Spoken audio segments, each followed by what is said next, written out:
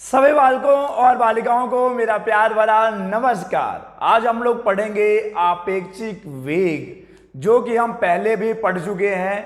Chapter 3 में हमने आपेक्षिक वेग पढ़ लिया है, लेकिन वहां पर हमने आपेक्षिक वेग एक विमीय गति के लिए पढ़ा था, और आज हम लोग आपेक्षिक वेग पढ़ेंगे द्विविमीय गति के लिए, यानी कि रिलेटिव वेलोसिटी इन 2 डायमेंशन। तो आइए मेरे साथ चलिए देखते हैं। मान लेते हैं कि हमारे पास दो वस्तुएं हैं जो क्रमशः VA और VB के वेग से गतिमान हैं। तो जो पहली वस्तु है उसका वेग है VA, और क्योंकि वेग एक सदिश राशि है तो क्यों ना एक यहां पर सदिश का चिन्ह लगा दिया जाए। और दूसरी वस्तु B का वेग है VB, इसका भी सदिश रूप वेक्टर VB होगा। तो VA और VB क्रमशः A और B के वेग हैं, यानी जो पहली वस्तु है उसका वेग है VA और दूसरी वस्तु का वेग है VB। और अब आपको पता है कि आपेक्षिक वेग क्या होता है। किसी भी एक वस्तु का वेग किसी दूसरे वस्तु के सापेक्ष। तो अगर हम लोग लिखना चाहते हैं या अगर हम लोग प्राप्त करना चाहते हैं कि B के सापेक्ष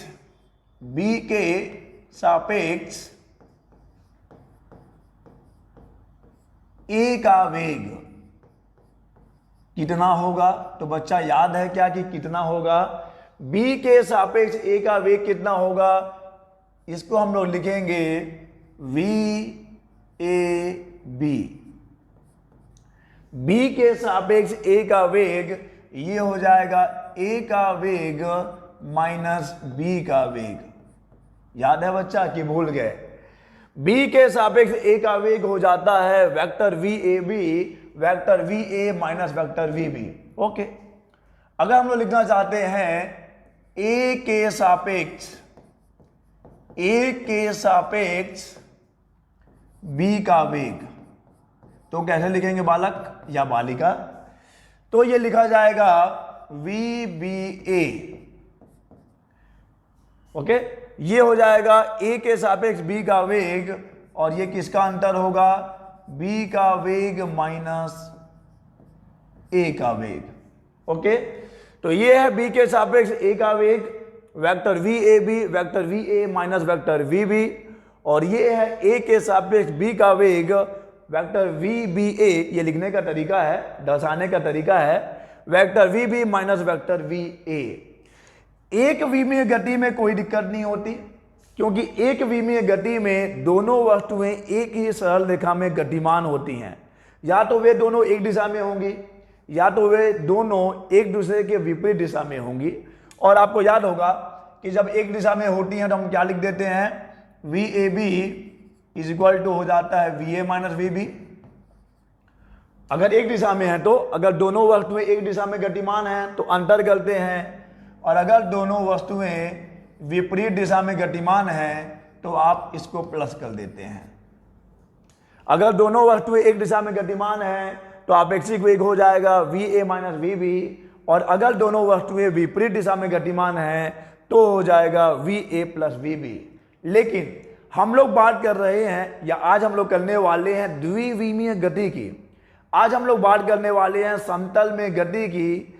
यहां पर दोनों वस्तुएं जरूरी नहीं है कि एक ही दिशा में गतिमान हो, क्योंकि अगर एक ही दिशा में गतिमान हुए, एक ही सरल रेखा में गतिमान हुए, तब तो एक विमीय गति हो जाएगा। और हम लोग बात करने वाले हैं समतल में गति की, हम लोग बात करने वाले हैं द्विविमीय गति की, हम लोग बात करने वाले हैं 2 डायमेंशनल मोशन की। तो चलिए मान लेते हैं, यहां पर अब समझने वाली चीज है या चीज होने वाली है कि मान लो जो पहली वस्तु है A, वो पहली वस्तु अपने VA, अरे कहां गया एरो, कहां गया बच्चा? अपने वेग VA से, चलिए इस दिशा में गतिमान है। ये जो एरो है आपको पता है कि उस वेग की दिशा को दिखा रहा होगा, और ये जो एरो की लंबाई है वो उसके परिमाण को दिखा रहा होगा। आपने सदिश पढ़ा है, मैंने ही पढ़ाया है और बहुत अच्छे से पढ़ाया है, और मुझे उम्मीद है कि आपने बहुत अच्छे से पढ़ा होगा। तो जब आप सदिशों का निरूपण करते हैं तो जो एरो होता है वो उस सदिश की दिशा को प्रदर्शित करता है और इस एरो की लंबाई उस सदिश के परिमाण को प्रदर्शित करती है। तो चलिए हम यहाँ पर जो पहली वस्तु है उसके वेग को दिखा रहे हैं ओ ए से। तो यहाँ पे जो वेक्टर ओ ए है वो दिखा रहा है वेक्टर वी ए को, यानी कि पहली वस्तु का वेग। ओके, और अब दूसरी वस्तु भी तो है। मान लीजिए कि हमारी जो दूसरी वस्तु है वो उसी दिशा में गतिमान नहीं है, वो ए की दिशा में गतिमान नहीं है। वो मान लेते हैं कि जो हमारी दूसरी वस्तु है ए के गति की दिशा से थीटा के कोण पर गतिमान है, और ये हो गई ना समतल में गति। समतल में गति हो गई ना। अभी दोनों की गति किस समतल में है? इस स्मार्ट बोर्ड के समतल में है। अगर हम लोग इस समतल में बात करें तो एक वस्तु अगर इधर जा रही है तो दूसरी वस्तु इधर जा रही है, एक वस्तु अगर इधर जा रही है तो दूसरी वस्तु इधर जा रही है। तो यहाँ पर हमने दिखा दिया है ये किसको प्रदर्शित कर रहा है। चलिए नीला कलर ले लिया, और ये दिखा रहा है ओ बी। तो वेक्टर ओ बी किसको प्रदर्शित करेगा बच्चा? वेक्टर ओ बी प्रदर्शित करेगा वेक्टर वी बी को। तो अब यहां पर चीजें आपको समझ में आ रही होंगी या आनी स्टार्ट हो गई होंगी कि अगर हम पहले बात करते हैं जो हम पहले पढ़ चुके हैं कि अगर दोनों वस्तुएं एक ही दिशा में गतिमान हैं या दोनों वस्तुएं विपरीत दिशा में गतिमान हैं, तो वहां पर हम बात करते हैं एक सरल रेखा में गति की। वहां पे बात होती है एक विमीय गति की, और उस स्थिति में कोई दिक्कत नहीं है। V a minus v b, v a plus v b, ऐसे आप आपेक्षिक वेग ज्ञात करते थे। लेकिन हम जब बात करेंगे द्विविमीय गति की तो समतल में गति होगा, और समतल में कोई भी वस्तु किधर को भी जा सकती है। पहली वस्तु ए, जो पहली वस्तु ए है वो ओ ए दिशा में गतिमान है, और यहाँ पर जो वेग है उसको हमने वेक्टर वी ए दिखाया लिया है, वेक्टर वी ए लिया है, और दूसरी वस्तु के वेग को हमने वेक्टर वी बी लिया है। तो वेक्टर ओ ए प्रदर्शित कर रहा है वेक्टर वी ए को, और वेक्टर वी बी प्रदर्शित कर रहा है वेक्टर वी बी को। और अब आप क्या करना चाहते हैं? मान लेते हैं कि हम लोग ए या बी के सापेक्ष, चलिए बी के सापेक्ष, हम लोग बी के सापेक्ष ए का वेग प्राप्त करना चाहते हैं। ओके, हम लोग बी के सापेक्ष ए का वेग प्राप्त करना चाह रहे हैं, यानी कि हम लोग ए का आपेक्षिक वेग चाहते हैं। किसके सापेक्ष? बी के सापेक्ष। हम लोगों को चाहिए ए का आपेक्षिक वेग बी के सापेक्ष, तो उसको ऐसे लिखा जाता है बी के सापेक्ष ए का वेग लिखिए, या फिर बी के सापेक्ष ए का आपेक्षिक वेग लिखिए, बात एक ही है। तो यहां पे कैसा हो जाएगा बच्चा? Vector V A b is equal to हो जाएगा vector we a minus vector we b. तो अगर आप वेक्टर वी ए में से वेक्टर वी बी को माइनस कर देंगे तो आपको मिल जाएगा बी के सापेक्ष ए का वेग। कितना आसान है। आपने सदिशों का योग सीखा है, आपको सदिशों को जोड़ना सिखाया गया है। समानता चतुर्भुज नियम, त्रिभुज नियम, और ज़्यादा जो प्रचलित है वो समानता चतुर्भुज नियम है। आपको घटाना भी सिखाया था कि दो सदिशों को कैसे घटाना है। आप घटाने के लिए देखिए कोई नियम नहीं है, लेकिन बुद्धि है आदमी के पास, विवेक है। वो बोलेगा ठीक है चलो हम vector we a minus vector we b directly प्राप्त नहीं कर सकते, प्रत्यक्ष रूप से प्राप्त नहीं कर सकते, लेकिन हम लोग वेक्टर वी ए में जोड़ सकते हैं कि इसको माइनस वेक्टर वी बी को। ये तो बहुत आसान होगा। हम लोग vector we a minus vector we b, इसके लिए कोई नियम नहीं है हमारे पास, लेकिन सदिशों को जोड़ने के लिए नियम है। तो हम किसको किसको जोड़ देंगे? आप vector we a minus vector we b प्राप्त करना चाहते हैं तो आप क्या करिए, वेक्टर वी ए में जोड़ दीजिए माइनस वेक्टर वी बी को, तो बात एक ही है। तो अब हम लोग क्या करने वाले हैं, इस वेक्टर का, अच्छा यहां पे मैंने दिखाया नहीं है, मुझसे एक गलती हो गई। ये है वेक्टर वी ए और ये है वेक्टर वी बी, और दोनों जो हैं एक दूसरे से थीटा के कोण पे हैं। पहली वस्तु इधर को जा रही है, दूसरी वस्तु पहली वस्तु से थीटा के कोण पे गतिमान है। तो इसका ऋण सदिश चाहिए होगा। ऋण सदिश के लिए क्या करेंगे? ऋण सदिश क्या होता है पता है ना? ऋण सदिश ऐसा सदिश या ऐसे सदिश जिनके परिमाण तो बराबर होते हैं लेकिन दिशा विपरीत होती है। तो इसको बस घुमा दीजिए आप। ये देखिए, अरे क्लोन लेकर आना था बच्चा, क्लोन, मैंने क्लोन किया था। क्लोन क्यों नहीं हो रहा? क्लोन क्लोन क्लोन क्लोन, हाँ अब हो गया। तो मैं इसको क्या करने वाला हूं? बस घुमाने वाला हूं। कैसे घूमेगा? लेकिन हाँ ऐसे घूमेगा। ओके, आपको हुई असुविधा के लिए मुझे खेद है लेकिन हो जाता है कभी कभी। चलिए, तो इन दोनों जो एरो हैं उनकी लंबाइयां समान होनी चाहिए, तभी तो परिमाण बराबर होंगे। और दिशा देखिए एकदम विपरीत है, ठीक है। ओके, थोड़ा सा तिरछा है क्या? चलेगा, चलो इतना चलेगा, लेकिन थोड़ा सा इसको एडजस्ट कर देता हूं। तो अब यहां पर देखिए, ये किसको दिखा रहा है? ये दिखा रहा है माइनस वेक्टर वी बी को, माइनस वेक्टर वी बी को। और अब हम लोग क्या करेंगे? वेक्टर वी ए और माइनस वेक्टर वी बी का परिणामी निकाल लेंगे, इन दोनों को जोड़ देंगे। तो सबसे पहले देखिए कि वी ए और माइनस वेक्टर वी बी के बीच कितना कोण है? तो मुझे लगता है कि ये कोण होगा, यहां से देख लीजिए, वी ए और माइनस वेक्टर वी बी के बीच कितने का कोण है बच्चा? के बीच ये पूरा कोण तो 180 है, ये पूरा कोण तो 180 डिग्री का है, उसमें से थीटा ये अलग ले लिया है। तो ये कोण कितना बच गया? ये जो गुलाबी कोण है कितना बच गया? ये बच गया है 180 माइनस थीटा। वी ए और minus v b, vector we a और माइनस वेक्टर वी बी के बीच 180 डिग्री माइनस थीटा का कोण है, ओके। चलिए, यहां पे मैं अगर ओ ए लिया हूं, इसको ओ बी लिया हूं, इसको ओ सी ले लेता हूं। कोई कठिनाई तो नहीं होगी आपको? कोई दिक्कत तो नहीं है ना? आपको ले सकते हैं हम लोग। तो यहां पे देख लीजिए, जो वेक्टर ओ सी है, वेक्टर ओ सी किसको दिखा रहा है? ये दिखा रहा है माइनस वेक्टर वी बी को। Vector o a vector we a के लिए है, vector v o b vector we b के लिए है, और वेक्टर ओ सी किसके लिए है? माइनस वेक्टर वी बी के लिए है। और आपको वेक्टर वी ए और माइनस वेक्टर वी बी का परिणामी ज्ञात करना है, और हम लोग लगाएंगे समांतर चतुर्भुज नियम। और आपको याद है समांतर चतुर्भुज नियम? ठीक है, अगर दो सदिशों को एक समांतर चतुर्भुज की दो संलग्न भुजाओं द्वारा प्रदर्शित किया जाए, याद है? याद आ गया होगा। तो चलिए, ये इसके समांतर हो गया और ये आ गया इसके समांतर, ये इसके समांतर है। तो परिणामी किसके द्वारा दिया जाएगा बच्चा?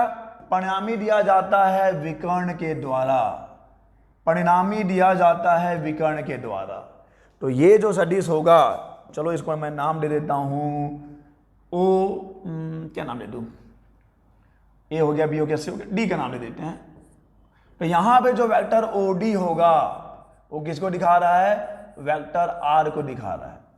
और वेक्टर आर यानी कि परिणामी किसका परिणामी? वी ए और वी बी का परिणामी। No no no no no, vector we a और माइनस वेक्टर वी बी का परिणामी। ये जो वेक्टर ओडी है ये किसके परिणामी को दिखाएगा? वेक्टर वी ए और माइनस वेक्टर वी बी के परिणामी को दिखाएगा। और इसी को आप क्या कहेंगे? इसी को आप कहेंगे ए का आपेक्षिक वेग बी के सापेक्ष, या बी के सापेक्ष ए का वेग। यही है वी ए बी। ओके, कोई दिक्कत तो नहीं है? तो चलिए हम लगा लेते हैं फॉर्मूला। हम जानते हैं परिणामी सदिश का फॉर्मूला क्या होता है।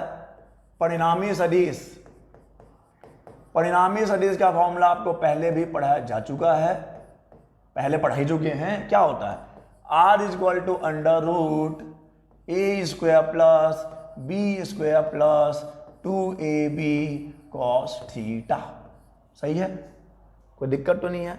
तो यहां पे वी ए बी यही तो परिणामी सदिश है, अंडर रूट ए की जगह पे आप ले लीजिए वी ए का स्क्वायर, ए की जगह पे क्या होगा? वी ए का स्क्वायर, और यहां पे हो जाएगा ये वी बी का square plus 2va v b cos vector we a और माइनस वेक्टर वी बी के बीच का एंगल बता दीजिए। वी ए और माइनस वेक्टर वी बी के बीच का एंगल है 180 माइनस थीटा। बच्चे यही गलती करते हैं, वो थीटा लेके आगे बढ़ जाते हैं। बच्चा फॉर्मूले में थीटा है, जिन दो सदिशों का आप परिणामी ज्ञात करते हैं उनके बीच का कोण रखना है, और यहां पे वेक्टर वी ए और माइनस वेक्टर वी बी के बीच का कोण है 180 माइनस थीटा। तो यहां पे आपको रखना पड़ेगा 180 माइनस थीटा। अच्छा, एक दिक्कत और होती है बच्चों को, ये तो माइनस में था। देखिए बच्चा, माइनस में था, हमको बस परिमाण से मतलब है, मैग्नीट्यूड से मतलब है बस हमको।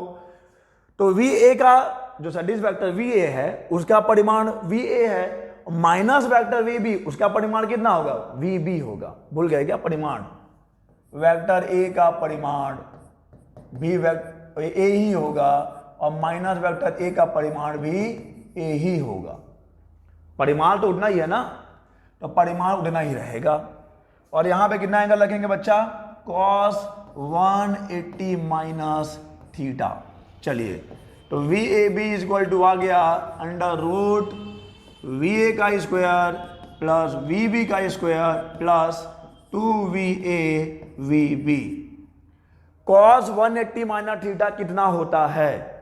बायो वाले बच्चों को बड़ी दिक्कत होती है। देखिए, आपको ये क्वाड्रेंट सिस्टम पढ़ाया गया है, ये चतुर्थांश वाला नियम पढ़ाया जाता है। ये पहला चतुर्थांश है, ये दूसरा है, ये थर्ड वाला चतुर्थांश है और ये है नंबर 4। पहले वाले चतुर्थांश में ऑल पॉजिटिव, पहले वाले चतुर्थांश में सब पॉजिटिव होते हैं। सेकंड वाले में साइन और कोसेक पॉजिटिव, थर्ड वाले में टेन और कॉट पॉजिटिव, और लास्ट जो चौथा वाला चतुर्थांश है वहां पर कॉस और सेक पॉजिटिव होते हैं। हम बात कर रहे हैं किसकी? कॉस की। कॉस 180 माइनस थीटा कहां पे आएगा? ये आ जाएगा सेकंड में, जहां पे कि ये माइनस होगा।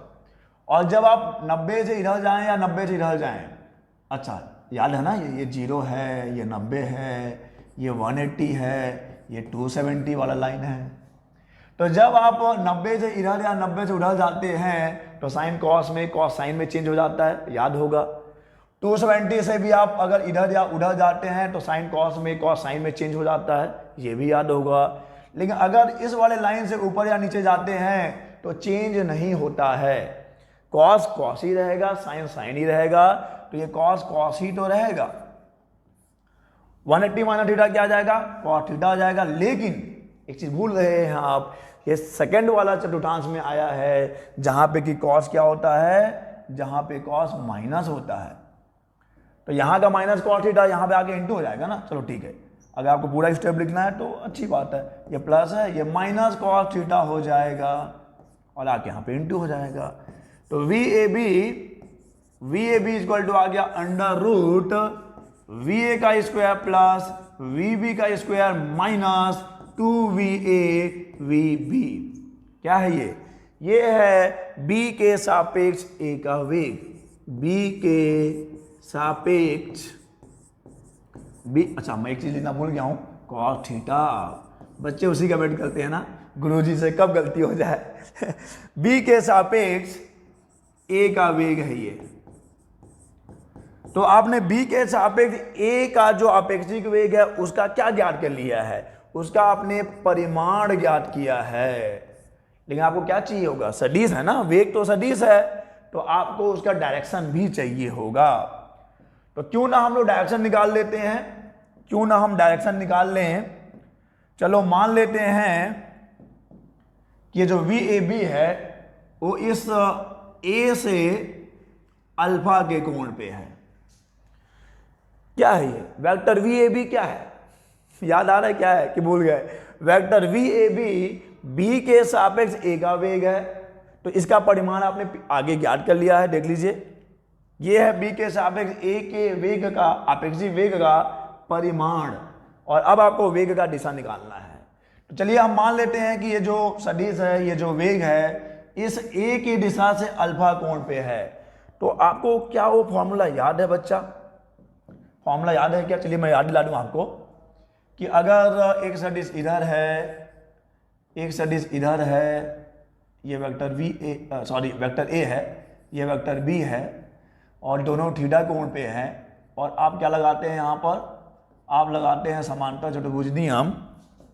तो जो परिणामी सदिश होगा वो विकर्ण के द्वारा दिया जाता है, इसमें तो कोई दिक्कत नहीं है। और इसका आप परिमाण कैसे निकालते हैं, √a² plus b² plus 2ab cos theta निकालते हैं आप। इस मामले का हमने यूज कर लिया है। और अब आपको क्या निकालना होता है, ये जो परिणामी सदिश है उसकी दिशा निकालनी है। तो मान लीजिए कि ये परिणामी सदिश इस सदिश से अल्फा कोण पे है, तो tan अल्फा का फॉर्मूला क्या है। जरा वीडियो को पॉज करिए, अपने अंतर मन में झांकिए और मुझे बताइए कि परिणामी सदिश की दिशा निकालने का जो फॉर्मूला है वो क्या है। चलिए मैं बता देता हूं। अगर आप इस सदिश से निकाल रहे हैं, इस सदिश ए से अगर वो अल्फा कोण पे आपने लिया है, आप बी से भी ले सकते हैं, हम यहाँ पे सदिश ए से ले रहे हैं, तो क्या हो जाएगा, जिस सदिश से आप लेते हैं उसको अकेला रखना होता है, ये मैंने बताया था। जिस सदिश से आप दिशा निकाल रहे होते हैं उसको अकेला रख दीजिए, तो ये हो जाएगा ए, और बाकी क्या बच गया, बच गया बी का साइन थीटा हो जाएगा प्लस बी का कॉस थीटा हो जाएगा। ये फॉर्मूला याद है किसी को, सबको याद होगा, सब पढ़ने वाले बच्चे हैं यहाँ पर, ठीक है। तो वही हम लोग यहाँ पे काम करेंगे कि जो हमने आपेक्षिक वेग निकाला है उस आपेक्षिक वेग की दिशा निकालेंगे हम लोग किससे, ये जो पहली वस्तु है उसके वेग से दिशा कितनी है। ये परिणामी है, परिणामी है तो क्या है, बी के सापेक्ष ए का वेग है, इस आपेक्षिक वेग की दिशा क्या है, ए की दिशा से, एक एक गति की दिशा से, एक एक गति की दिशा से। चलिए, तो फॉर्मूला हमारे पास है, हम वही काम करने वाले हैं। क्यों ना मैं डायग्राम को फिर से बना दूं ताकि आपको दिक्कत ना हो। ये है वेक्टर वी ए, ये हो जाएगा वेक्टर वी बी, क्यों ना सदिश दिखा दिया जाए, vector we B, this is vector we B, और ये हो जाएगा क्या बच्चा, माइनस वेक्टर वी बी। और आप यहाँ पे लगा चुके हो अपना पूरा साम दाम दंड भेद, साम दाम दंड भेद थोड़ी सी दिक्कत होती है प्रोनाउंसिएशन में, बचपन की प्रॉब्लम है। ओके, ओए सॉरी, इतनी भी दिक्कत नहीं होती है कि मार्कर ही गिर जाए। तो ये हो जाएगा VAB, सदिश VAB, मान लेते हैं यहाँ से कितने कोण पे है, अल्फा कोण पे है। और अभी आपको बताया है कि जहां से आप कोण निकालते हैं उसको अकेला रखना होता है, अकेला है मिस्टर खिलाड़ी। तो यहाँ पे tan alpha is equal to हो जाएगा, ठीक है, VB, आपको बस परिमाण लेना है, फॉर्मूले में आपको बस परिमाण लेना होता है। आप यहाँ पे माइनस बी प्लस बी मत देखिएगा, आपको यहाँ पे फॉर्मूले में बस परिमाण लेना है। तो माइनस वेक्टर VB का परिमाण भी क्या होगा, VB होगा, इसका साइन डिवाइडेड बाई VA का परिमाण प्लस VB का कॉस। अब बताइए यहाँ पे मैं साइन थीटा लिखूं कि क्या लिखूं, ये आपको बताना है। क्या मैं यहाँ पे साइन थीटा लिख दूं क्योंकि फॉर्मूले में थीटा है, क्या यहाँ पर थीटा लिखा जाएगा क्योंकि फॉर्मूले में थीटा है। सोचिए, अंतर मन में झांकिए, जवाब अंदर है, बाहर नहीं है और जवाब किताबों में भी है, आपकी कॉपी में भी है, वहां भी झांक सकते हैं आप। देखो बच्चा, ए और बी उसके बीच का कोण थीटा है। यहां पर आप वेक्टर VA और माइनस वेक्टर VB की बात कर रहे हैं, जिसके बीच का कोण कितना है, जिसके बीच का कोण 180 माइनस थीटा है, 180 माइनस थीटा है। तो आप यहां पर रखेंगे 180 माइनस थीटा, 180 माइनस थीटा। चलिए, तो tan alpha is equal to आ जाएगा VB साइन 180 माइनस थीटा कहां पे जाएगा, देखिए 180 माइनस थीटा यहां पे जाएगा सेकंड वाले में, जहां पे कि साइन धनात्मक होगा तो साइन थीटा हो जाएगा। और ये तो आपको मालूम ही है कि माइनस VB होगा कॉस थीटा। ओके, तो ये हमने निकाल लिया है कि जब द्विविमीय में गति होगी तो किसी भी एक वस्तु के सापेक्ष दूसरी वस्तु का वेग आपको कैसे ज्ञात करना है। ओके, ये हो गया परिणामी वेग, यानी कि बी के सापेक्ष ए का वेग। अब ए के सापेक्ष बी का वेग भी निकाल सकते हैं, प्रोसीजर सेम रहेगा। और ये है उस आपेक्षिक वेग की दिशा। और चलिए हम लोग लगाते हैं कुछ न्यूमेरिकल्स, हम लोग करते हैं कुछ आंकिक प्रश्न। अच्छा, आंकिक प्रश्न करने से पहले क्यों ना हम कुछ स्पेशल केस लगा लें, कुछ विशेष स्थितियां लगा लें। कैसे लगाएंगे, हम लोग लगाने वाले हैं भाई special case. Special case number 1। चलिए यहां पे हमने बात करी है दो वस्तुओं की जो कि एक दूसरे से थीटा कोण पे गतिमान है। मान लो अगर दोनों वस्तुएं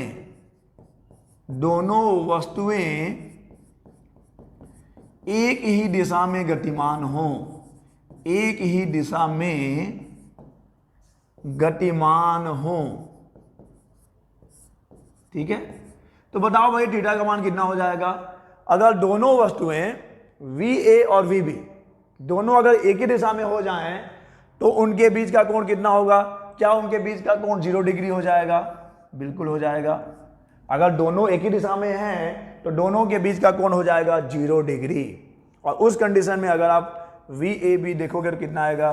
VAB होना देख लीजिए, VA का स्क्वायर प्लस VB का square minus under root VA का स्क्वायर प्लस VB का square minus 2VA VB cos कितना बच्चा, कॉस 0 और कॉस 0 1 होता है। सबको पता होगा कॉस 0 1 होता है तो कॉस 0 1 हो गया, तो बस इतना ही बच गया।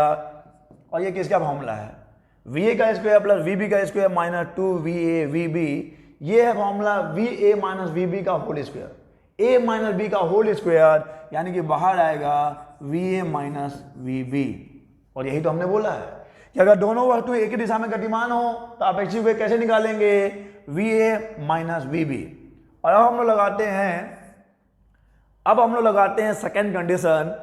अगर दोनों वस्तुएं विपरीत दिशा में गतिमान हो, विपरीत दिशा में गतिमान हो, और जब विपरीत दिशा में गतिमान होंगे बच्चा तो थीटा कितना हो जाएगा, थीटा 180 डिग्री हो जाएगा। एक इधर को जा रहा है, एक इधर को जा रहा है, एक इधर को जा रहा है, एक इधर को जा रहा है। अगर दोनों वस्तुएं विपरीत दिशा में गतिमान हैं तो थीटा का मान 180 डिग्री हो जाएगा। और फॉर्मूला देख लीजिए क्या हो जाएगा, VAB अंडर रूट VA का स्क्वायर VB का स्क्वायर प्लस फॉर्मूले माइनस है तो माइनस लगाना पड़ेगा, माइनस 2VA VB। कॉस 180 कितना हो जाएगा, फॉर्मूले में है ना यहाँ पे कॉस थीटा, कॉस 180 हो जाता है -1, कॉस 180 हो जाएगा -1, तो ये हो जाएगा plus, cos 180 -1 minus minus plus, तो ये आ जाएगा VA प्लस VB, क्योंकि VA प्लस VB का होल स्क्वायर होगा और होल स्क्वायर से क्या बाहर आएगा, VA प्लस VB। और यही तो आपको बताया गया है कि अगर दोनों वस्तुएं विपरीत दिशा में गतिमान हो तो आपेक्षिक वेग आपको ऐसे मिल जाता है, अगर एक ही दिशा में गतिमान हो तो आपेक्षिक वेग आपको ऐसे मिल जाता है। ठीक है, तो आपने जो फॉर्मूला निकाला है एकदम सही है। ओके, और चलिए अब आते हैं हम लोग कुछ न्यूमेरिकल क्वेश्चंस पर, क्योंकि मैं हमेशा ये कहता हूं कि आपने कॉन्सेप्ट को कितना अच्छे से समझा है, आपने चीज़ों को कितना अच्छे से समझा है, अगर ये जांचना है, ये परखना है तो आपको आंकी प्रश्न हल करना है। चलिए करते हैं। आज का हमारा क्वेश्चन नंबर 1, सवाल नंबर 1 है, क्वेश्चन नंबर 1, एक मोटर बोट कौन सी दिशा में जा रही है भाई, एक मोटर बोट, ओट नहीं है बोट है, हम ओट की राजनीति नहीं करते, हम बोट की राजनीति करते हैं। एक मोटर बोट उत्तर दिशा की ओर 25 किलोमीटर पर आवर के वेग से गतिमान है। तो यहाँ पर चलिए VB ले लेते हैं, वेक्टर VB कितना 25 किलोमीटर पर आवर, और जा किधर की रहा है, किधर क्यों जा रहा है, ये थोड़ा सा बीच में आ गया है, आ जाते हैं, कबाब में हड्डी आ जाता है कभी कभी आ जाता है, ये आ गया है। तो ये जा रहा है उत्तर की ओर बच्चा, किधर की ओर, उत्तर की ओर, दिशा भी बताना पड़ेगा ना, उत्तर की ओर।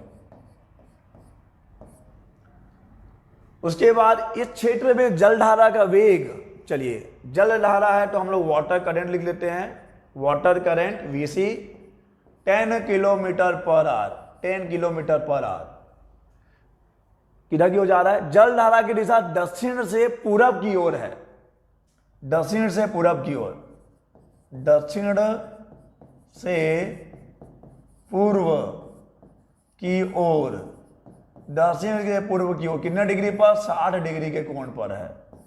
ओके, मोटर ओट का परिणामी वेग निकालना है। हमेशा कंफ्यूजन होता है, परिणामी निकालूं कि अपेक्षिक वेग निकालूं। भैया सवाल में क्या बोला है? सवाल में बोला है कि आपको परिणामी वेग निकालना है। आपको परिणामी वेग निकालना है, आपको अपेक्षिक वेग नहीं निकालना कि इसके सापेक्ष इसका वेग क्या है या इसके सापेक्ष इसका वेग क्या है। आपको अपेक्षिक वेग निकालना नहीं है, यहां पे अपेक्षिक वेग नहीं निकालना है, आपको परिणामी वेग निकालना है। और परिणामी वेग मान लो मैं लिख देता हूं वी आर, रिजल्टेंट वेलोसिटी, तो क्या होगा? Vector we b plus vector v c हो जाएगा।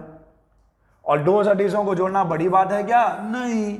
वी बी का स्क्वायर वी सी का square 2VB VC cos theta.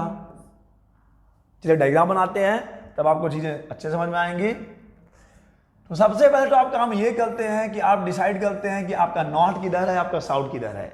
Generally हम लोग जब कॉपी में बनाते हैं नोटबुक में, तो इधर नॉर्थ, इधर साउथ, इधर ईस्ट, इधर वेस्ट ले लिया जाता है। ठीक है, आप भी हमेशा ऐसे ही बनाइएगा। जरूरी नहीं है कि ऐसा ही बनाना है, लेकिन ऐसा बनाने से आपको एक अंडरस्टैंडिंग रहती है, आपको एक समझ रहती है। चलिए बच्चा, तो अब सवाल पे आते हैं हम लोग। सवाल क्या कहता है देख लो। सवाल ये कहता है कि एक मोटर बोट है जो किधर की ओर जा रहा है? मोटर बोट जा रहा है उत्तर की ओर। तो चलिए उसको उत्तर की ओर ले चलते हैं। मोटर बोट को ले चलते हैं उत्तर की ओर। ये रहा भाई, एकदम उत्तर की ओर। ठीक है बच्चा। ओहो, कलर तो मैंने लिया ही नहीं। तो पहले इसको नाम दे दिया जाएगा। इसको मैंने ओ ले लिया, इसको मैंने ए ले लिया। तो यहाँ पे जो वेक्टर ओ ए है, वेक्टर ओ ए किसको दिखा रहा है? वेक्टर वी बी को दिखा रहा है। और जो आपको मालूम है कितना है? वेक्टर वी बी का जो परिमाण है वो 25 किलोमीटर पर आवर है। तो लिख देता हूँ 25 किलोमीटर पर आवर। और ये है vector we B, this is vector we B. कोई दिक्कत नहीं है। इसके बाद क्यों ना पहले थोड़ा सा नॉर्थ साउथ देख लिया जाए। ये आपका एक लाइन है, इधर ईस्ट है, इधर वेस्ट है, इधर नॉर्थ, इधर साउथ है। इसको भी लेना चाहिए था मुझे, नॉर्थ साउथ। ठीक है बच्चा, दिख रहा है आपको? North south. तो यहाँ पे भी आपको समझ तो है ही कि ये ईस्ट है, ये वेस्ट है, और ये नॉर्थ है, और ये साउथ है। और आपका जो बोट है वो उत्तर की ओर जा रहा है। वेक्टर वी बी हमने उसका वेग लिख दिया। और अब देखिए कि जो आपका कौन है भाई? वाटर करंट है, जो पानी की धारा है। पानी की धारा की दिशा है इस उत्तर से पूरब की ओर। उत्तर से पूरब की ओर कितने डिग्री पर? 60 डिग्री पर। उत्तर से पूरब की ओर है 60 डिग्री पर। ठीक है, उत्तर से पूरब की ओर है 60 डिग्री पर। तो इसको मेरे को ना 60, तो इसको बनाना पड़ेगा मेरे को 30। सही है, एकदम एकदम जबरदस्त, उम्दा। चलिए, तो इसको मैं ले लेता हूँ, ये कलर भी बुरा नहीं है। और इसको मैं दिखा देता हूँ किससे बच्चा? इसको मैं दिखा देता हूँ, ये ओ ए ले लिया है, इसको ओ बी ले लीजिए। तो ये हो जाएगा वेक्टर वी सी। तो यहाँ पे जो वेक्टर ओ बी है वो दिखा रहा है वेक्टर वी सी को, जो कि शायद कितना है? 10 किलोमीटर पर आवर है। ये है 10 किलोमीटर पर आवर, kmph। और यहाँ से कितने एंगल पे है बच्चा? यहाँ से 60 डिग्री के कोण पे है। और अब आपको वेक्टर वी बी और वेक्टर वी सी का परिणाम भी निकालना है। नियम आपके पास है, समानता चतुर्भुज नियम लगा लीजिए। समानता चतुर्भुज नियम लगाने के लिए पहले एक ऐसा समानता चतुर्भुज ही बना लीजिए। इसके बाद इसके समांतर दिख रहा है, ये बन गया एक समानता चतुर्भुज। परिणामी किसे दिया जाएगा? परिणामी दिया जाता है विकर्ण से। परिणामी दिया जाता, ओहो हो, दोनों एक ही कलर के हो गए। परिणामी दिया जाता है विकर्ण से। तो चलिए इसको नाम दे देते हैं ओ डी। तो यहाँ पे जो वेक्टर ओ डी है वो किसको दिखा रहा है? वो परिणामी वेग को दिखा रहा है, जो आपको ज्ञात करना है। आपको मोटर बोट का परिणामी वेग ज्ञात करना है, आपको यहां पर आपेक्षिक वेग नहीं निकालना है, ठीक है। तो चलिए वही vector we A is equal to vector we A नहीं, वेक्टर वी आर का जो परिणामी होगा अंडर रूट क्या हो जाएगा, वी ए का स्क्वायर, वी ए कहां से आ गया, वी ए कहां से आ गया, वी बी का स्क्वायर प्लस वी सी का square plus 2VB VC cos कितना, कॉस थीटा। तो चलिए अब मान रखते हैं, इसका मान है 25 का स्क्वायर 25 है, 25 का स्क्वायर हो जाएगा, ये हो जाएगा 10 का स्क्वायर प्लस 2 25 इंटू है ना, इंटू कितना, इंटू 10 इंटू कॉस कितना, VB और VC के बीच का कोण कितना है, तो क्या ये कोण 120 डिग्री है। क्या वेक्टर VB और वेक्टर VC, क्या जो नाव की दिशा है और जो पानी की धारा की दिशा है उसमें या उनमें 120 डिग्री का कोण है, बिल्कुल है, ये 120 डिग्री का कोण है। कई बच्चों को लगता है कि यहाँ पे 60 डिग्री लिखा है तो 60 डिग्री लिख लेते हैं, भाई थोड़ा दिमाग लगाइए, दिया गया है आपको लगाने के लिए। जो पानी के धारा की दिशा है, जो जल धारा है, उसकी दिशा बताई गई है कि उत्तर से पूरब की ओर 60 डिग्री पर। और अब आपको अपना दिमाग लगा के ये पता लगा लेना है कि जो VB और VC है उनके बीच में 120 डिग्री का कोण है, cos 120 डिग्री, ठीक है बच्चा। चलिए आगे बढ़ते हैं, सॉल्व कर लेते हैं, ये आप कर सकते हैं, चलिए करिए।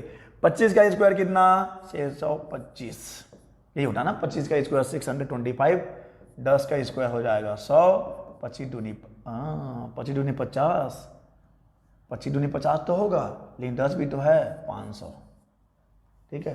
25 दूनी 50 इंटू 10 500 हो जाएगा। और अब यहाँ पे cos 120 कैसे निकालेंगे आप, देखिए याद नहीं है तो कोई दिक्कत नहीं है। cos 120 को लिख सकते हैं cos 90 प्लस 30। cos 90 प्लस 30 कहाँ पे जा रहा है, सेकेंड क्वाड्रेंट में जा रहा है, सेकेंड में ही तो जाएगा ना, cos 90 प्लस 30 सेकेंड में जाएगा, तो सेकेंड में जाएगा तो कितना हो जाएगा बच्चा, सेकेंड में तो cos भाई माइनस होता है, तो माइनस साइन हो जाएगा 30, ये हो जाएगा -1/2। कोई दिक्कत तो नहीं है। cos 90 plus theta, 90 plus theta होता है माइनस साइन थीटा, ओके, तो -1/2 हो गया, तो इंटू हो जाएगा -1/2। चलिए तो 2 एक कम और ये किससे इंटू कर देंगे आप, तो ये हो जाएगा कितना भाई, 250 हो जाएगा, आधा, 500 का आधा 250, माइनस है, माइनस इंटू होगा यहाँ पर, तो ये प्लस हो गया 725, माइनस कितना बच्चा, -250। 625 प्लस 100 625 प्लस 100 कितना हो जाएगा, 725 हो जाएगा, -250। तो अब माइनस कर लीजिए, कितना आ जाएगा, 5 - 0 5 ही आएगा, और ये 2 नहीं है, 12 में से 5 जाए तो 7 आ जाएगा, और यहाँ पे बच गया आपका कितना बच गया, 6 बच गया, तो 475 आ जाएगा। तो यहाँ पे जो VR आया है, VR का जो मान आया है अभी तक, VR इक्वल टू आया है √475। और अब यहाँ पर आप √475 निकाल सकते हैं, आप थोड़ा सा कैलकुलेटर यूज कर लीजिएगा, ये 21.8 के आसपास आएगा, जो कि ऑलमोस्ट 22 किलोमीटर पर आवर कहलाएगा। ओके, तो ये है परिणामी वेग, ये आपने आपेक्षिक वेग नहीं निकाला है, ये आपने निकाला है परिणामी वेग। और अगर आप चाहें इस परिणामी वेग की दिशा निकालना तो आप ये डायरेक्शन भी निकाल सकते हैं, कोई दिक्कत नहीं है, फॉर्मूला आपको मालूम है, लेकिन सवाल में पूछा नहीं है, आपको बस बोला गया परिणामी वेग निकालने के लिए, तो हमने परिणामी वेग निकाल लिया है। चलिए देखते हैं अगला सवाल क्या है। किसी बंदरगाह में, अब एक बढ़िया एनसीईआरटी का सवाल है, हमारा क्वेश्चन नंबर 2 है, बहुत ही अच्छा सवाल है ये, बहुत ही अच्छा सा एक क्वेश्चन, दिमाग लगाएंगे यहाँ पर। किसी बंदरगाह में, बंदरगाह आप जानते हैं हार्बर की बात हो रही है, जहाँ पे शिप्स रुकती हैं, नावें रुकती हैं। किसी बंदरगाह में 72 किलोमीटर पर आवर की चाल से हवा चल रही है, तो इसको हम बोलेंगे वेलोसिटी ऑफ विंड। कितनी है भाई, 72 kilometre per hour, 75 kilometre per hour. ये किसकी स्पीड है, किसकी चाल है? ये हवा की चाल है। Velocity of wind 72 kilometre per hour है। और बंदरगाह में खड़ी किसी नौका के ऊपर लगा झंडा नॉर्थ ईस्ट दिशा में लहरा रहा है। ठीक है, ये आपको समझ में आ रहा है कि आपको दिया गया है कि हवा जो चल रही है उस हवा की चाल है 72 किलोमीटर पर आवर। अब मुझे बताइए कि ये जो हवा चल रही है 72 किलोमीटर पर घंटा की रफ्तार से, ये किस दिशा में चल रही है? सवाल में कहीं लिखा है क्या? ये तो लिखा है कि किसी बंदरगाह में 72 किलोमीटर पर घंटा की चाल से हवा चल रही है और बंदरगाह में खड़ी किसी नौका के ऊपर जो एक झंडा लगा है वो नॉर्थ ईस्ट की दिशा में लहरा रहा है। यदि वह नौका उत्तर की ओर, अच्छा नौका की भी चाल दी गई है, नौका जो है वो उत्तर की ओर, b for boat and boat is नौका, vector we b equal to कितना हो जाएगा? 51 किलोमीटर पर आवर। किधर की ओर बच्चा? तो ये जा रहा है उत्तर की ओर, उत्तर की ओर, उत्तर की ओर। क्लियर है? ये उत्तर की ओर। तो इसकी दिशा तो आपको मालूम है, इस वेग का परिमाण हो गया 51 किलोमीटर पर आवर और इसकी दिशा हो गई उत्तर की ओर। अब करना क्या है? नौका पर लगा झंडा फिर किस दिशा में लहराएगा? देखो कंडीशन क्या आपको समझाते हैं, समझने वाली चीज ही है। पहले एक नाव या एक नौका या एक बोट जो खड़ी है बंदरगाह पर और वहां पे हवा चल रहा है 72 किलोमीटर पर आवर की चाल से, और मैंने आपसे पूछा था कि बताइए कि हवा की दिशा में चल रही है, तो मुझे उम्मीद है कि आपको अभी तक जवाब मिल गया होगा। बच्चा, जिस दिशा में झंडा लहरा रहा है उसी दिशा में तो हवा चल रही है। अभी नाव खड़ी है, नाव खड़ी है तब की बात हो रही है। नाव खड़ी है तो हवा 72 किलोमीटर पर घंटा की चाल से चल रही है, और अब झंडा जिस दिशा में लहरा रहा है वही दिशा है हवा की, यानी कि हवा किधर बह रहा है? नॉर्थ ईस्ट दिशा में, उत्तर पूर्व की दिशा में। आपका जो हवा है वो बह रहा है उत्तर पूर्व की दिशा में। बहुत ही कॉमन सेंस है, एकदम बेसिक। हाँ, लेकिन ये दिमाग मौके पे नहीं लग पाता है। ये दिमाग बहुत ही शातिर है यार, जब ज़्यादा ज़रूरत होती है ना तो ये काम करना बंद कर देता है। तो चलिए बच्चा, एक बंदरगाह जहाँ पर की हवा चल रही है 72 किलोमीटर पर घंटा की चाल से, और वहाँ पर एक नौका खड़ी है जिसके ऊपर लगा हुआ झंडा नॉर्थ ईस्ट की दिशा में लहरा रहा है, यानी कि वही किसकी दिशा है? वही हवा की दिशा है। तो हवा की दिशा हो गई नॉर्थ ईस्ट दिशा, उत्तर पूर्व की दिशा। और अब जो है नौका चलने लगती है, अब जो है बोट चलने लगता है 51 किलोमीटर पर आवर की चाल से। तो अब आपको पता करना है कि जब नौका चलने लगेगा तो झंडा किस दिशा में लहराएगा।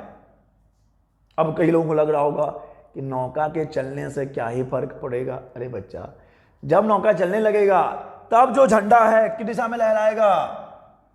तब झंडा जो है हवा का जो वेग होगा किसके सापेक्ष? बोट के सापेक्ष, उस दिशा में लहराएगा। यानी आपको निकालना क्या है?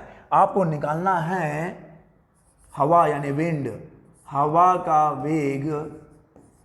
का वेग किसके सापेक्ष? नाव के सापेक्ष, नाव के सापेक्ष।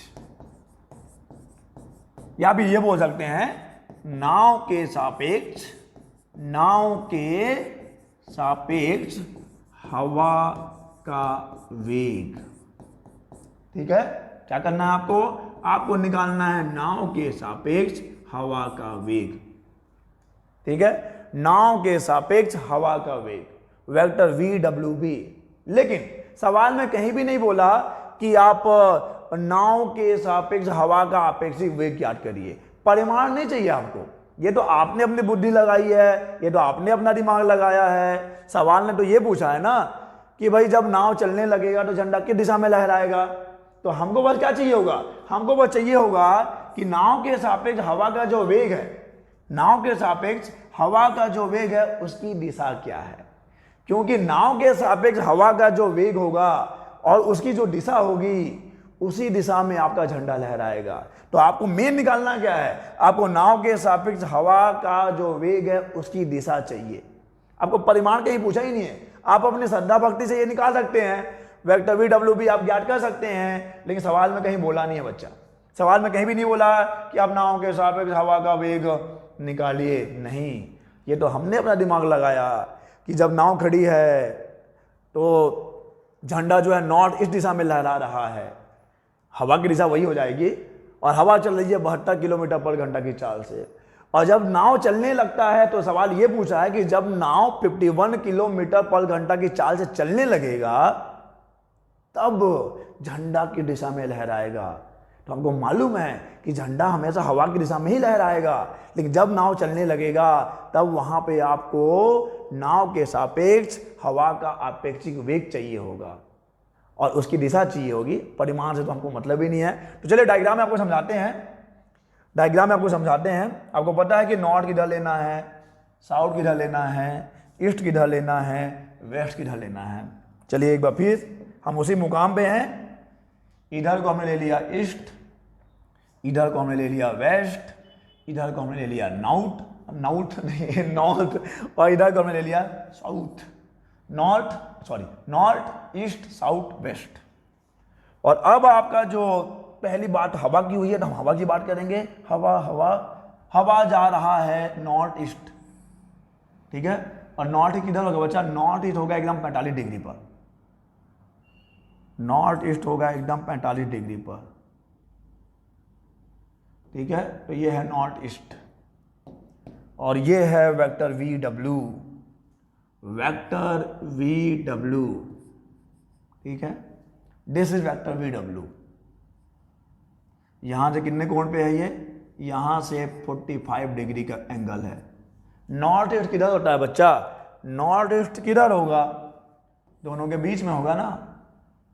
नॉर्थ ईस्ट जो होगा किधर होगा, नॉर्थ ईस्ट होगा ईस्ट और नॉर्थ के एकदम बीच में। तो ये हमने एकदम बीच में देख लिया है, ठीक है।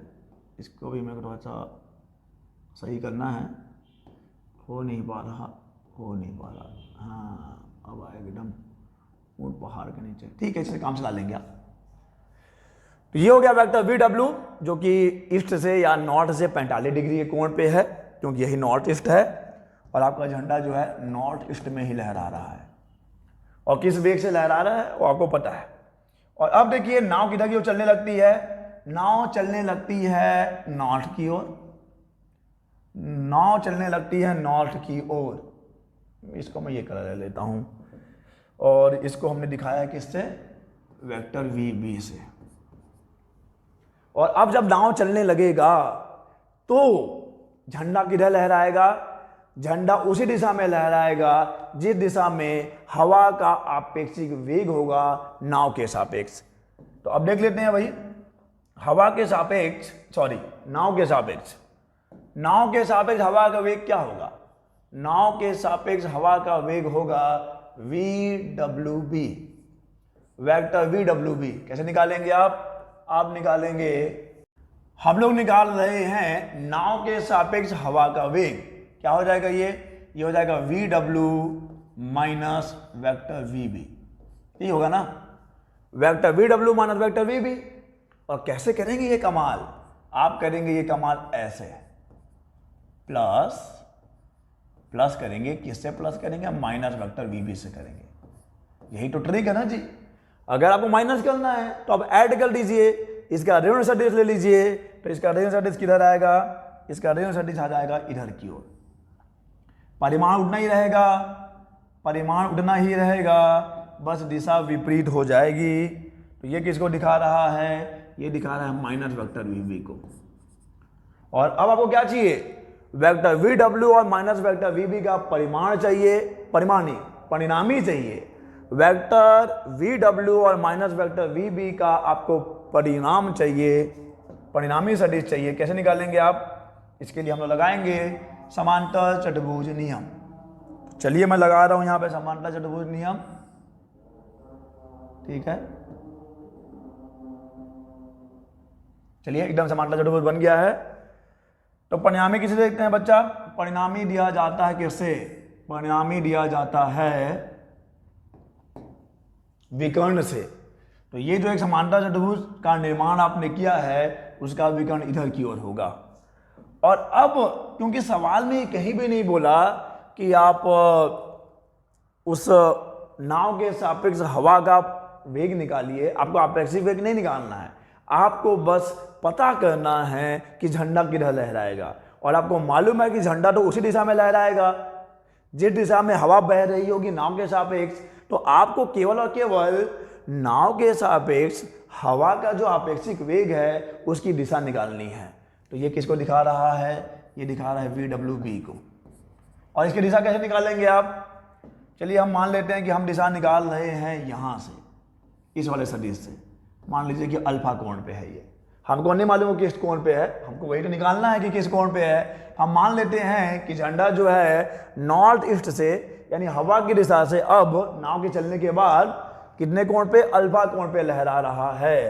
तो हमको निकालना है बस tan अल्फा। और अभी आपको बताया गया है कि जो परिणामी सदिश है उसकी दिशा आप कैसे निकालेंगे? आपको लेना पड़ेगा जहां से आप निकालते हैं उसको अकेला रखना है, जिस सदिश से आप दिशा निकाल रहे होते हैं उसको अकेला रखना है। यानी कि VW हो जाएगा अकेला प्लस कौन सा? VB cos, और यहां पे हो जाएगा VB sin। और अब बात यह है कि यहां पर साइन थीटा रखें, कॉस थीटा रखें, तो थीटा का मान क्या होगा थीटा का मान? थीटा का मान होगा VW और माइनस VB के बीच का कोण। ये कितना है? ये 45 है। ये 45 है ना बच्चा, ये 45 है। तो ये कितना होगा? ये हो जाएगा 180 माइनस 45 यानी कि 135, यानी कि 135। ठीक है। या भी आप ऐसा ना लिखना चाहें तो ऐसा लिख सकते हैं ना कि साइन 180 माइनस 45 कॉस 180 माइनस 45, वैसे लिखते हैं क्योंकि वैसे हम मान निकाल पाएंगे, क्योंकि अभी तो आपको बताया है चतुर्थांश वाला नियम। तो इसको हम लिख सकते हैं 180 माइनस 45, इसको भी लिख सकते हैं 180 माइनस 45। ठीक है। VB का मान कितना बच्चा? VB का मान है 51 साइन 180 माइनस 45 कितना होगा? Sine 180 minus theta, sine theta ही होगा, यानी कि साइन 45 भी हो जाएगा। डिवाइडेड बाई VW है 72 प्लस VB कितना हो जाएगा बच्चा? VB दिया तो है, अरे यही तो दिया है 51 कॉस 180 माइनस 45 कितना हो जाएगा? 180 माइनस थीटा है तो रहेगा तो कॉस, लेकिन दूसरे चतुर्थांश में कॉस नेगेटिव होता है तो यहां पे आ जाएगा माइनस 70 कितना? Minus 51 cos 45। ठीक है। चलिए अब कोई मुश्किल नहीं है, इसको बस हल करना बच गया है जो कि हम आसानी से कर लेंगे। 51 इंटू साइन 45 कितना होगा भाई? साइन 45 होता है 1/√2 डिवाइडेड बाई 72 माइनस 51 इंटू 1/√2, सब 1/√2 ही होता है सब, यानी कि साइन 45 और कॉस 45 1/√2 ही होगा। तो कैसे करेंगे बच्चा? √2 हाँ ये कर सकते हैं। 51 इंटू 1 डिवाइडेड बाई 72 माइनस 51। इस √2 को मैंने इधर इंटू किया, इस √2 को मैंने इधर इंटू किया है, √2 और नीचे का √2 कैंसिल हो गया है। तो अब यहां पर हो जाएगा आपका tan अल्फा निकाल रहे हैं हम लोग, tan अल्फा निकाल रहे हैं हम लोग, tan अल्फा निकाल रहे हैं हम लोग। तो tan alpha is equal to कितना बच्चे? 51 इंटू 1 तो 51 ही रहेगा, 52 तो नहीं होगा, कई लोग ऐड कर देते हैं 51 इंटू 1 52, इंटू करना है, एक एकम एक होता है, 51 एक कम 51 ही होगा। 72 इंटू √2 यानी कि आपको 72 को इंटू करना है 1.414 से और माइनस कर देना है 51 से। ठीक है। 72 को इंटू करना है 1.414 से और इंटू माइनस कर देना है 51 से, इतना ही है ना? ठीक तो है। तो आपको देखो मैं डायरेक्ट आंसर लिख रहा हूं, आप इसे सॉल्व करेंगे तो ये आंसर कुछ 1.00 समथिंग आएगा कुछ। जब इसको आप सॉल्व करेंगे तो आंसर जो है 1.00 कुछ आएगा, यानी कि यहाँ पे अल्फा का मान कितना हो जाएगा? अल्फा का मान हो जाएगा 45 डिग्री। अल्फा का मान 45 डिग्री, यानी कि ये जो अल्फा है कितना है 45 डिग्री है, और नॉर्थ ईस्ट से 45 यानी किस दिशा में, पूरब की दिशा में, यानी झंडा किधर की ओर लहरा रहा है, पूर्व की ओर। नाव के चलने के बाद झंडा किधर लहराएगा, पूर्व की ओर लहराएगा। तो ये बहुत ही अच्छा कॉन्सेप्ट है अपेक्षिक वेग का। एक विमीय गति के लिए आप देख ही चुके हैं, बहुत सारे सवाल हमने हल किए थे, और अभी तो हमने द्विविमीय गति के लिए अपेक्षिक वेग का आगाज किया है। और आज जो हमने एक दो क्वेश्चन सॉल्व किए हैं, नेक्स्ट लेक्चर में हम लोग अपेक्षिक वेग पर आधारित और भी बहुत अच्छे अच्छे सवाल हल करेंगे जो आपके कॉन्सेप्ट को और मजबूत बनाएंगे। तो चलिए इस वीडियो लेक्चर में बस इतना ही, हम लोग मिलेंगे अपने नेक्स्ट लेक्चर में इसी के न्यूमेरिकल के साथ। तब तक के लिए अलविदा।